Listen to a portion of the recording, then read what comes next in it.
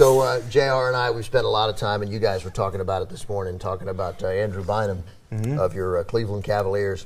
I'm sorry. Is there any affiliation? I was wondering if it's hers. No. Just okay. For the Cavalier fans, he's played in 4 games of their 5 games. They're off to a 2-3 start. They were a largely consensus pick to either make the playoffs or at least come very close. They're much better. And part of the thought that they'd be better was the possibility that Bynum could contribute.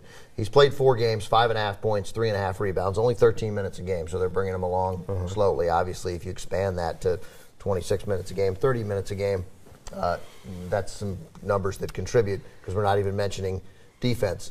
In the Cavaliers' most recent win, they beat the Timberwolves. They had a big lead. Timberwolves came back. Kevin Love had an open 3. Relatively open 3. Could have won the game at the buzzer. He missed it. But he had 10 points and 3 block shots. Like, that's that's what he does. He can change a game with his defense. But Bynum himself is saying that it's tough, and it was tough getting back. He missed all of last season with the Sixers. And he had this to say. This is from ESPN. Retirement was a thought. It was a serious thought. It still is. It's tough to enjoy the game because of how limited I am physically. I'm working through that every now and again. I do think about retirement. It's still career-threatening. I'm a shell of myself on the court right now. I'm just struggling mentally. It's tough I think it's tough to see somebody saying that. Yeah, and that's one of the things you get into. I think we mentioned the whole Matt Schaub thing when he got injured, and then Texans fans were jumping on him and booed him. And we get it. If you're healthy and you get booed, stand up, walk off, go back to your great life, your great paychecks, and you still get to play basketball every day.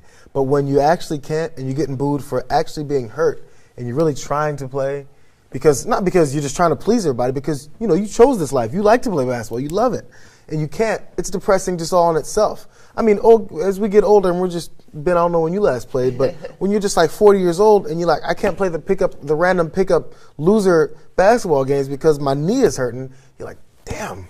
So imagine if you're supposed to get paid to this, and then you've been sitting for a while. You really want to play. So it goes straight to the heart of what he really wants to do, and I feel for the guy. I never liked Andrew Bynum that much because he's only 25 years old, right? 26, yeah. He's been in the league 8 years. Yeah, right? He came out of high school, right? This guy's 25 years old and struggling mentally. Yeah, it's tough. Just heartbreaking. But the fact is, he's on the court. He's playing. He's contributing a team that's interesting.